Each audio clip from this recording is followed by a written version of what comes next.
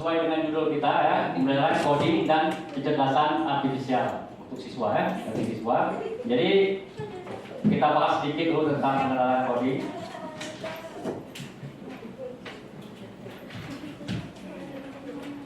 Apa itu coding?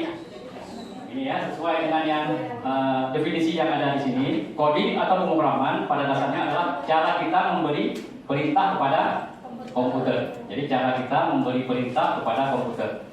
Kita bayangkan di sini komputer itu sebagai robot yang patuh, ya, tidak bisa berpikir sendiri. Jadi kita yang nanti memberi perintah apa yang harus dilaksanakan oleh robot tersebut.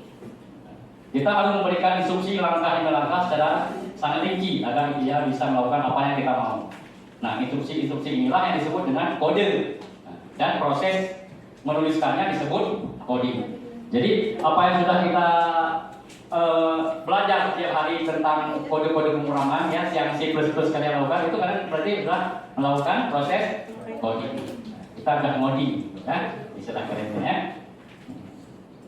Kemudian coding itu ada dua macam. Ada yang coding plug dan unplug, ya. Plug dan unplug. Ya, secara singkat di sini ada coding plug adalah aktivitas pemrograman yang dilakukan langsung di perangkat elektronik. Ya, yang kita praktekkan hari ini coding plug, artinya tersambung langsung ke perangkat komputer di sini ya.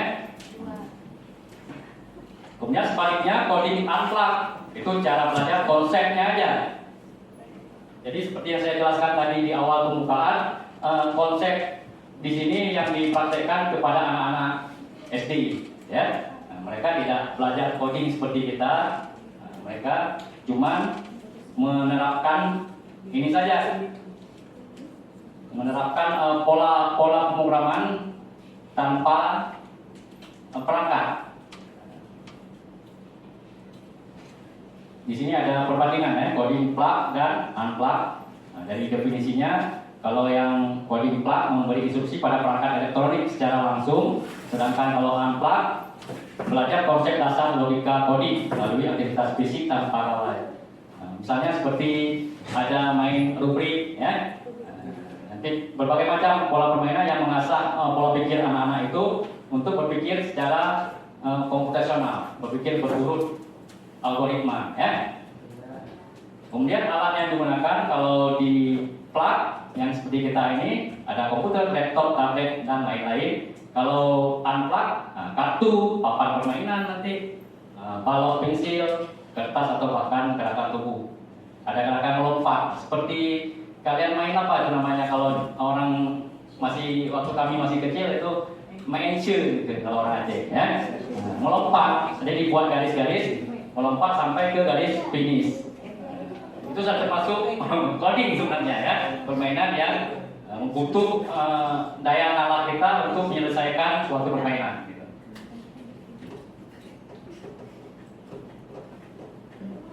Ini contoh aktivitasnya untuk coding plug menulis kode di Python atau C++ yang telah kita pelajari, membuat animasi, membuat program untuk robot bergerak. Kalau yang unplug menyusun kartu panah untuk navigasi karakter dan kertas, bermain board game tentang algoritma, membuat resep itu termasuk juga dalam coding unplug. Kalian misalnya mau buat resep masakan, itu kalian urutkan dulu bahan-bahan yang dibutuhkan, ya kan? Itu penyusunan itu termasuk dalam coding sebenarnya. Alat yang diperlukan apa-apa saja, alat masaknya, kemudian bumbu-bumbunya apa saja, bahan-bahannya, kemudian proses bagaimana cara memasaknya sampai jadi suatu masakan.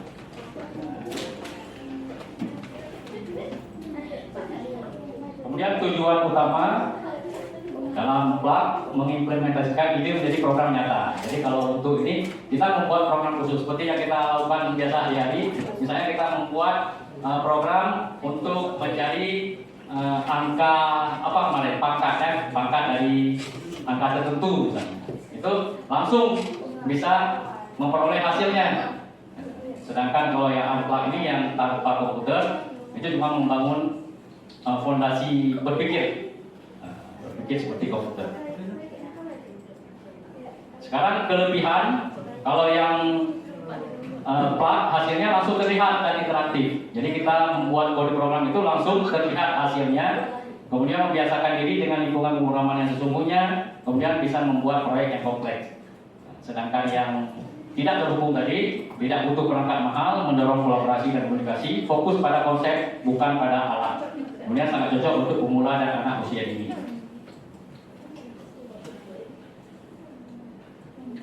Keterbatasan. Kalau coding plug membutuhkan akses ke perangkat dan internet. Jadi kita, kalau di lab kita alhamdulillah ada ya fasilitasnya. Kita sudah punya perangkat komputer dan akses ke internet. Kemudian kalau keterbatasan di sini yang plug, pemula bisa merasa terintimidasi oleh sintaks atau error. Jadi kita sering dapat kendala kan, waktu kalian ketik kode nanti ada yang error. Nah, kita butuh mengulang-ulang kaji kembali di mana letak kesalahan kode yang kita buat. Sedangkan di coding unplug tidak mengajarkan sintaks bahasa pemrograman spesifik dan hasil tidak berupa program digital yang bisa dijalankan. Mereka cuma pola berpikirnya saja yang diutamakan. Jadi analogi sederhana, coding unplug itu seperti kamu menulis draft resep masakan di secari kertas. Seperti yang saya jelaskan tadi ya.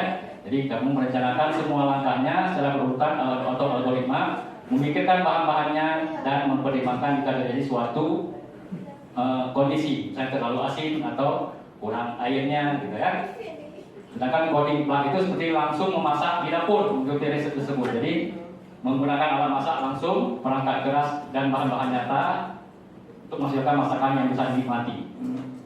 Jadi kalau yang plug cuma teorinya saja, alat-alat apa yang dibutuhkan, kalau terjadi seperti ini apa langkah menyelesaikannya. Jadi kesimpulannya kedua-duanya sangat penting. Coding unplug adalah kondisi yang luar biasa untuk membangun pemahaman logika, sementara coding plug untuk tempat melakukan logika tersebut. Jadi karya digital yang nyata untuk pemula. Seringkali yang terbaik adalah mulai dengan aktivitas unplug sebelum lanjut ke plug. Cuma kalau kita SMA, mungkin lagi kita menggunakan yang unplug, ya. Jadi kita akan langsung plug. Karena kita punya fasilitas. Kalau kita ada fasilitas, nggak apa-apa. Mungkin ada juga sekolah-sekolah yang di daerah terpencil, mereka tetap harus menggunakan yang unplug. Karena memang mereka tidak punya fasilitas. Saya sering melihat video-video itu, saya suka melihat ini ya, kejadian-kejadian sosial di seluruh Indonesia. Karena saya suka istilahnya membanding-bandingkan ya pemerintah kita dengan pemerintah luar negeri gitu kan. Saya pernah lihat ada di daerah NTT kalau nggak salah, itu ada sekolah yang masih dindingnya saja masih dinding bambu. Jadi sangat beruntung kita di Aceh ini tidak ada lagi sekolah yang seperti itu. Sejelek-jeleknya sekolah kita tetap dari bahan beton permanen ya. Tidak ada lagi yang menggunakan bambu, bahkan papan saja tidak ada. Sedangkan mereka di sana jangankan untuk memiliki perangkat keras komputer seperti kita, untuk tempat mereka belajar saja masih belum layak. Masih tanah lantainya, masih bambu. Kalau hujan masih merembes air hujan, basah buku mereka. Jadi alhamdulillah kita di Aceh sudah bagus sarana dan prasarananya. Kemudian berikutnya, kenapa belajar coding itu keren? Sebuah pertanyaannya, belajar coding bukan cuma untuk jadi hacker di film-film. Jadi kita kesannya mengenai coding Pak sudah hack, kita hack itu Pak, pasti pertanyaannya kan? Kita hack kok. Sebenarnya banyak sekali manfaat lain dari coding selain menjadi hacker, ya. Tapi kalau kalian memang minat di situ, nanti bisa kalian ambil mata kuliah itu di kampus kan, bisa kalian jadi hacker. Tapi kalau jadi hacker, jadilah hacker yang baik ya, jangan jadi hacker ya membobol rekening orang lain. Jadi manfaat coding di sini ya melatih logika, kemampuan memecahkan masalah. Jadi kita dilatih untuk selalu bisa memecahkan masalah menggunakan fasilitas komputer kita. Kemudian meningkatkan kreativitas, membuka peluang karir di masa depan, dan juga membuat paham cara kerja teknologi. Jadi kalau kalian nanti betul-betul ingin belajar, kalian ambil mata kuliah atau jurusan tentang pemrograman, itu insya Allah ya banyak karir yang bisa kalian dapatkan kesempatannya. Gitu. baik di perusahaan ataupun mungkin kerja sendiri. Ya, kalau orang udah ahli pemrograman, bisa buat program, buat website, ya kan, bisa menghasilkan uang, ya kan. Kemudian bagian 2, bahasa para komputer. Sama seperti manusia, ya, komputer juga punya banyak bahasa. Bahasa pemrograman itu macam-macam, ya. Di sini ada 2 macam, ya, ada straight dan Python. Nanti kita akan belajar yang Python ini. Saya rasa untuk masalah coding ini pengertian yang saya jelaskan ini sudah jelas, ya. Nanti kita masuk ke materi berikutnya tentang kecerdasan artifisial. Sebelumnya mungkin ada yang ingin bertanya.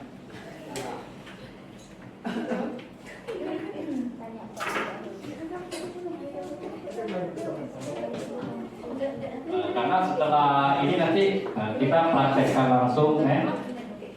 Kita praktekkan nanti bagaimana kita memanfaatkan kolaborasi dari kecerdasan artifisial itu untuk membantu kita memahami tentang coding, ya. Nah, jadi maka semangat, suara tenang dari Bapak betul.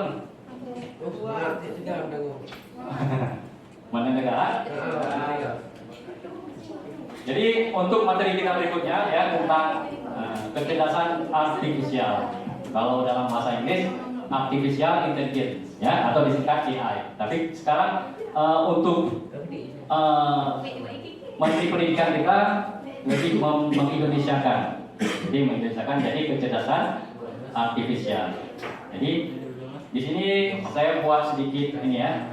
Ini sebenarnya hasil ini juga saya minta tolong dengan AI untuk membuat presentasi singkat tentang AI ini sendiri, ya. Jadi kita memanfaatkan AI itu, saya memanfaatkan AI untuk menjelaskan tentang AI itu sendiri. Jadi dia menjelaskan dirinya sendiri pada kita, ya. Jadi AI itu bukan sihir tapi logika. Nah, kenapa dikatakan bukan sihir tapi logika? Karena seolah-olah memang seperti sihir. Artinya kenapa dia bisa tahu segalanya? Ya, kenapa AI itu bisa tahu segalanya? Apa yang kita tanyakan dia tahu. Tentang agama kita dia juga bisa tahu. Apa sebenarnya penyebabnya? Ada yang tahu? Kenapa AI itu bisa tahu apapun? Ya, ketika kita tanya apapun dia bisa memberikan jawaban. Tapi sebenarnya kenapa itu terjadi? Karena AI ini memang didesain, ya, dia untuk memahami apapun yang ada kaitannya dengan kehidupan kita manusia, baik itu dari kehidupan sosial, agama maupun teknologi. Itu dia ada big data sebenarnya, ya. Jadi AI itu dia ada semacam big data, ya, gudang data. Istilahnya kalau kita ibaratkan dengan kehidupan nyata, ada perpustakaan yang sangat besar, ya, yang sudah dibaca oleh AI ini. Dibaca bukunya semua dalam perpustakaan itu, dia mengetahuinya, dia bisa menjelaskannya kepada kita. Makanya seolah seperti sih kok bisa dia tahu segalanya.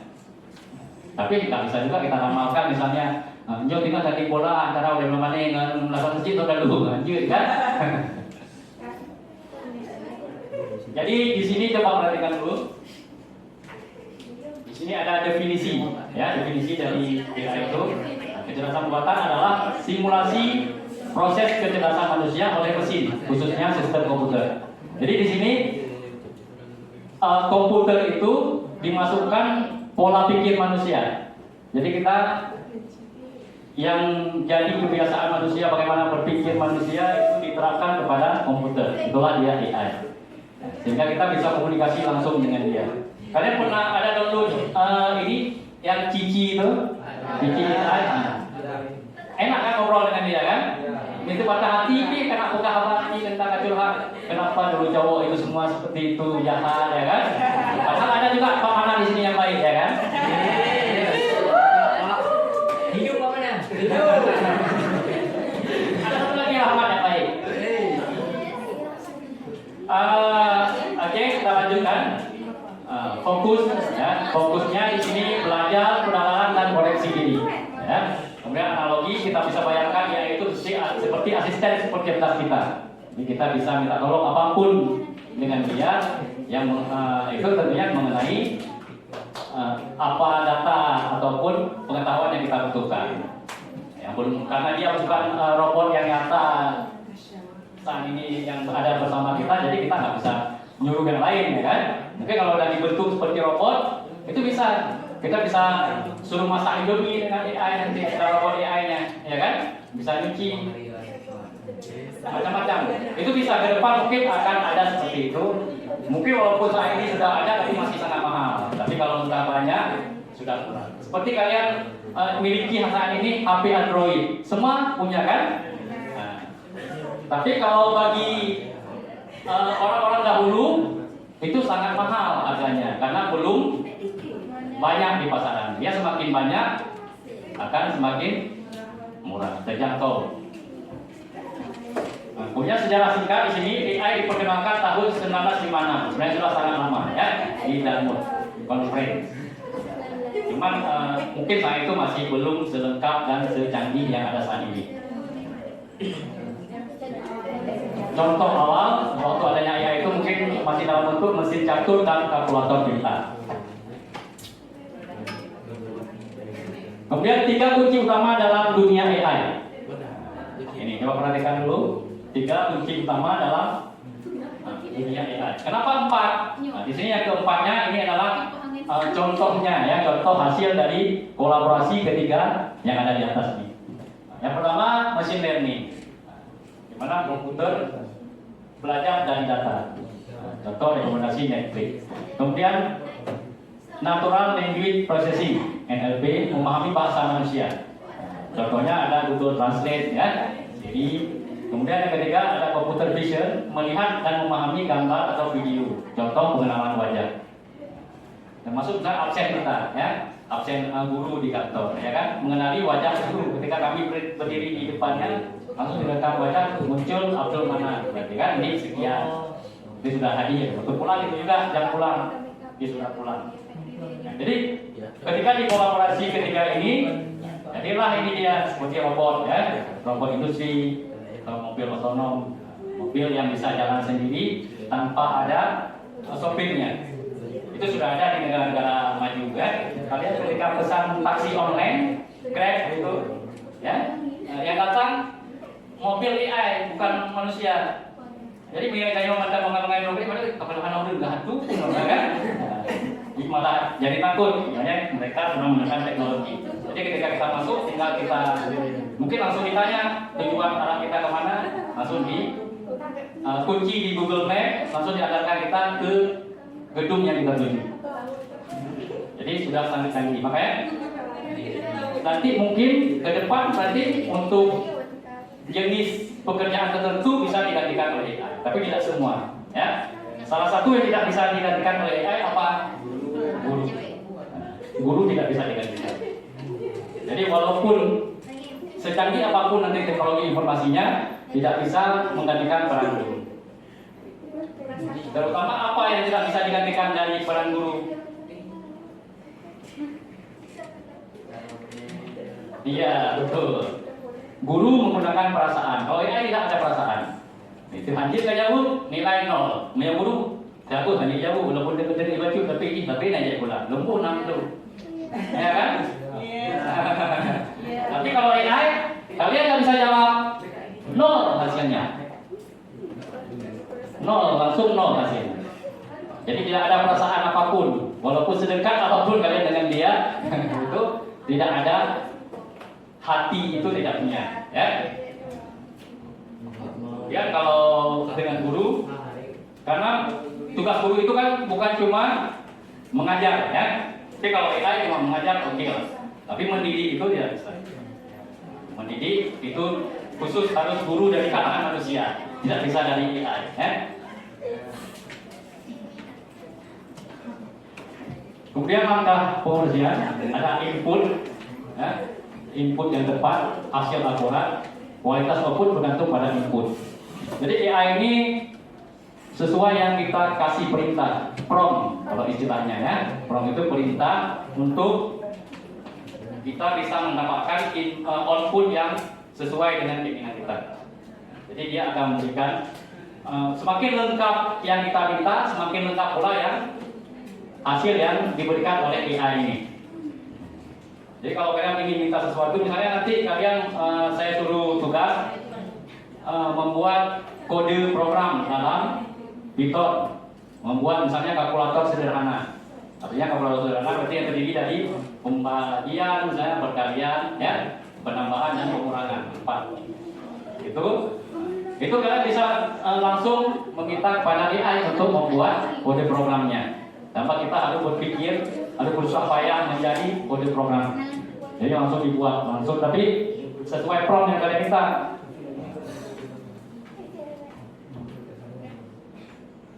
Kemudian berkomunikasi jelas. Jadi kita harus berkomunikasi dengan jelas, menggunakan bahasa spesifik, ya, hindari ambigu. Jadi bahasa yang to the point misalnya. Jangan mengambang definisinya. Kalau mengambang nanti hasilnya kurang pas, ya. Jadi harus definisi yang tepat. Kemudian lakukan eksperimen. Misalnya lakukan eksperimen artinya kita berikan prompt tertentu. Misalnya kurang tepat, kita bisa mengganti promptnya. Kita ganti kembali prompt atau perintah kepada AI tersebut. Kemudian prompt engineering, prompt buruk vs prompt bagus. Nanti kita bisa membedakan mana prompt yang tidak menghasilkan output yang baik, mana yang bisa menghasilkan output yang baik. Kemudian yang selanjutnya, AI sudah ada di sekitar kita. Jadi walaupun kita kadang-kadang belum mengenal apa itu AI, tapi sebenarnya kita sudah lama, ya, berinteraksi dengan AI. Di sini ada asisten virtual, ada Google Assistant, ya, Siri, Alexa. Kemudian ada penyaring email atau spam filter. Di email dia bisa membedakan mana email yang spam, ya, diletakkan di folder tertentu. Kemudian ada navigasi Google Map. Mungkin kalian nggak asing lagi kalau Google Map, ya, karena sering kita menuju ke suatu tempat, misalnya ada acara apa di gedung tertentu, tinggal kita ketik di Google Map, kita langsung tahu gimana letak area yang kita tuju. Kemudian media sosial, ada filter Instagram, rekomendasi TikTok. Karena sering kan kita misalnya mengetik sesuatu di TikTok, misalnya kalian ketik tentang kalau perempuan tentang make up misalnya, ya, tutorial make up, itu nanti pasti yang disarankan berikutnya banyak yang tentang tutorial make up itu. Jadi itu sudah termasuk peran AI di situ sebenarnya, ya. Kemudian e-commerce, rekomendasi produk di Shopee juga seperti tadi. Misalnya kalian cari di Shopee alat untuk meluruskan rambut, itu nanti pasti juga disarankan alat-alat yang sama. Kemudian dalam kesehatan, AI yang untuk diagnosis penyakit di rumah sakit besar, ya, sekarang sudah dimanfaatkan AI untuk diagnosa, lebih cepat daripada diagnosa dari dokter.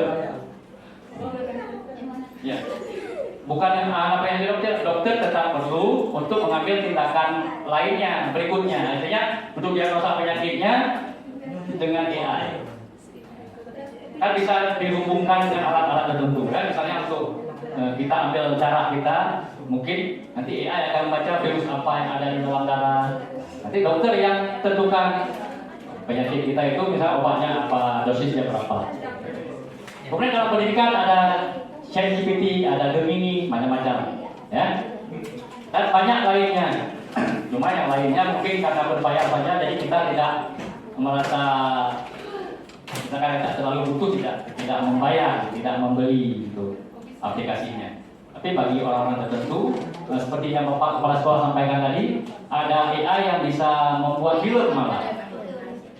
Ya, jadi nanti salah satu juga peran AI menggantikan profesi manusia itu, yaitu AI mampu membuat alur cerita sebuah film, malah bisa membuat film kartun dengan AI. Kalau dulu kan susah, kan? Nah, sekarang tinggal diberikan prompt tertentu menghasilkan satu film kartun. Tapi biasanya seperti itu AI-nya berbayar, tidak gratis. karena itu sudah masuk profesional ya. Nah, kemudian berikutnya AI sebagai rekan kerja, bukan pesaing. Nah, di sini yang perlu kita sadari betul-betul bahwa AI itu bukan berarti ingin menggantikan peran kita, bukan bersaing dengan kita, tapi dengan adanya AI ini mempermudah kita untuk berbagai kegiatan. Di sini AI sebagai alat otomatisasi ya, tugas rutin, kemudian tugas manusia, kreativitas, empati, strategi, sinergi, gabungan kecepatan AI dan kreativitas manusia, kemudian AI versus manusia, analisis data versus intuisi dan empati. Yang tadi ini ya, yang peran guru tadi termasuk ini, intuisi dan empati.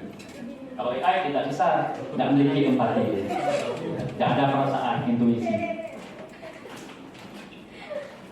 Nah, di sini ada ini ya, studi kasus. Nanti kita akan sama-sama kita kerjakan.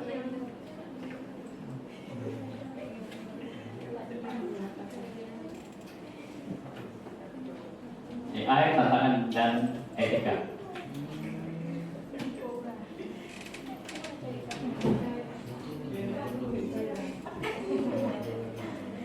Udah tahu apa ini tahu. Bijak buat AI ya, tantangan dan etika. Nah, bias data, AI sepintar data yang diberikan. Nah, jadi AI itu pintar sepintar data yang diberikan oleh yang menciptakannya. Seperti yang saya katakan tadi, AI itu diberikan big data. Jadi semakin lengkap big data yang diberikan, maka semakin cerdas pula AI tersebut. Kemudian ketergantungan, kita jangan menghilangkan kemampuan kritis kita karena terlalu bergantung kepada AI. Ya, di sini kita diminta bijak untuk menggunakan AI, jadi tidak terlalu mengandalkan AI dalam menangani suatu kasus atau suatu masalah, sehingga kemampuan kritis kita sendiri itu tidak terlatih lagi. Ya. Kemudian privasi dan keamanan, kita harus hati-hati dengan data yang kita berikan kepada AI. Bisa jadi ada AI tertentu mungkin yang bisa merekam data kita dan bisa membagikan kepada pemiliknya. Ya. Kemudian etika, apakah penggunaan AI adil dan aman? Jadi kita di sini menggunakan AI itu seperlunya untuk menghindari hal-hal yang tidak kita inginkan. Jadi jangan memberikan berbagai data diri, ya, data diri kita kepada AI agar kita bisa aman. Karena kita nggak tahu AI itu kan diciptakan di negara luar, ya kan? Nah, bisa jadi mereka punya tujuan tertentu nanti untuk melihat karakter kita macam-macam, yang mungkin bisa merugikan kita sendiri. Job displacement, beberapa pekerjaan bisa tergantikan. Seperti saya katakan tadi, misalnya untuk blogger, dulu banyak orang bekerja dari rumah jadi blogger. Ya, dia membuat blog, memasukkan berbagai pola pikir dia di situ. Orang membaca, dia tanpa bayar lagi. Satu kali kita buka blog itu bisa masuk ke orang yang punya blog 500 perak. Ada 1000 orang, berarti dia dapat 500.000. Nah, ya. Tapi sekarang orang nggak lagi suka baca blog, karena blog itu bisa digantikan oleh ya. Kita perlu apapun bisa ya. Solusinya upskilling untuk tetap relevan. Jadi kita tetap menggunakan AI itu dengan sepenuhnya ya, yang relevan dengan kehidupan kita. Ini sedikit lagi ya. Setelah ini kita istirahat nanti. Kemudian masuk kembali, nanti kita lanjutkan lagi untuk prakteknya. Masa depan kolaborasi manusia dan AI ya. Jadi AI bukan mengganti manusia, tetapi alat produktivitas. Kemudian kunci kolaborasi yang benar dan kolaborasi efektif. Pelajari, bereksperimen, manfaatkan AI. AI tidak akan menggantikan Anda, tapi seorang yang bisa menggunakan AI dengan baik mungkin bisa bekerja lebih cepat, lebih efisien dan lebih produktif dibandingkan Anda. Jadi bukan AI yang menggantikan kita, tapi orang yang menguasai AI bisa menjadi saingan kita di tempat kerja. Ya?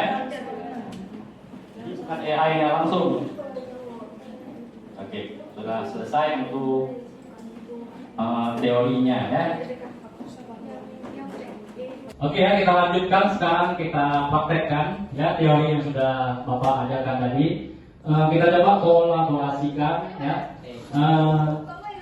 kecerdasan artifisial ini untuk membuat kode program.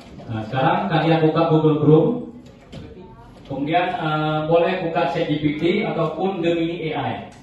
Mana yang lebih gampang kalian gunakan? Gemini boleh, Gemini AI, berarti ada Gemini AI. Kemudian kalau sudah terbuka halaman Gemini AI, kita masukkan promptnya. Kita masukkan prompt. Masukkan promptnya, yaitu kalian buat prompt untuk meminta Gemini membuat kode program Python ya, untuk membuat kalkulator sederhana. Contoh promptnya misalnya buatkan kode Python, buatkan kode Python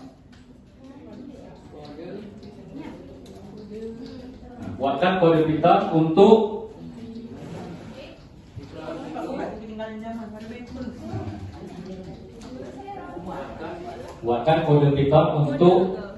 membuat kalkulator sederhana, itu aja perintahnya. Nanti kita lihat hasilnya bagaimana. Enter terus. Kalau sudah selesai promptnya, enter. Tekan enter. Kita tunggu hasil yang diberikan oleh Gemini AI.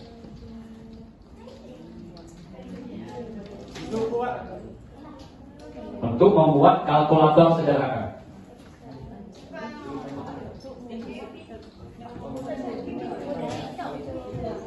Bukan. Kode Python. Kode Python. P-Y-T-H-O-N ya. P-Y-T-H-O-N. Bạn giữ tuổi hay không?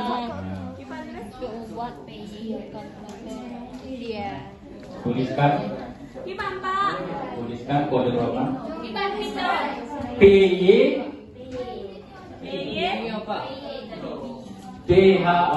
Python. Ya, kalau udah keluar hasil ini Rahmat udah keluar hasilnya, ya. Nah, ini tinggal kita copy aja di sini Rahmat. Kita copy. Nah, sekarang buka Pythonnya di sini. Klik di sini aja Rahmat. Ketik P. Nah, ambil Bitly Python. Open terus. Oke. Tadi kan udah kita copy. Kita pastikan. Buka ya, masih lampada kebetulannya. Yang lain udah copy.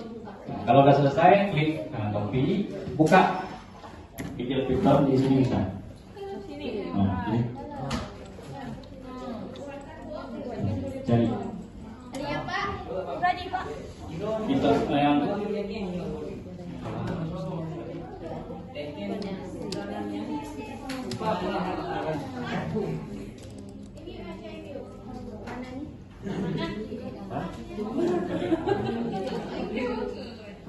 nah ini Rahmat udah ada ya. Nah coba perbesar Rahmat layarnya. Oke, kita klik ini file. Kita klik file, kemudian new file ya. Di sini kita pastikan nama. Nah, kita pastikan ini dia. Tinggal run ya. Run modul. Oke, ini kita simpan dulu ya. Kita simpan misalnya Rahmat ya.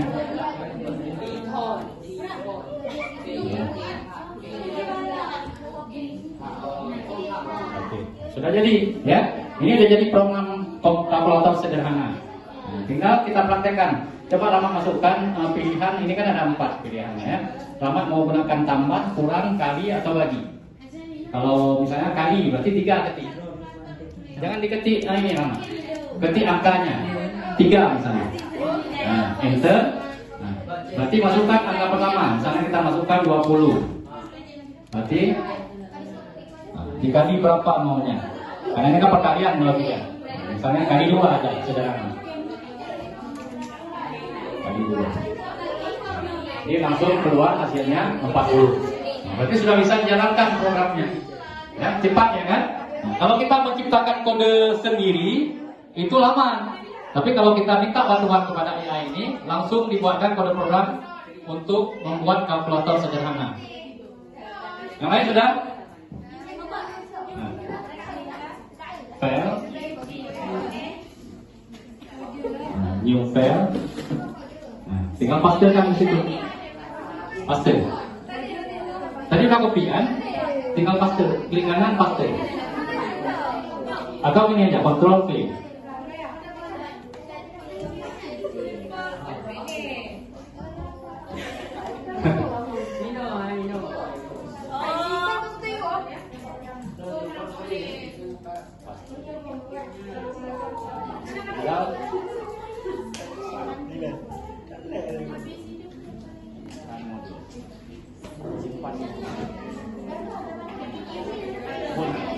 Nama apa ya?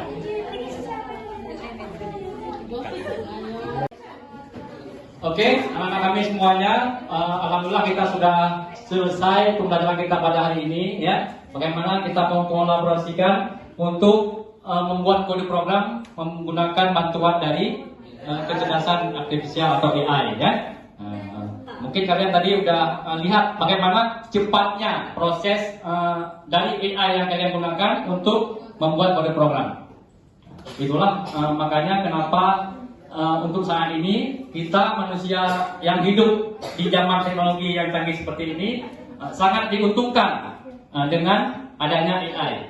Semua profesi, bukan cuma dari bidang pendidikan, dari kedokteran juga tadi juga kita bahas, bisa mendeteksi penyakit dengan lebih cepat dengan bantuan AI. Ya, jadi semoga apa yang kita pelajari ini ada manfaatnya. Mohon maaf kalau ada kekurangan dari penyampaian Bapak. Bapak akhirnya wabillahi taufiq wal hidayah. Assalamualaikum warahmatullahi wabarakatuh.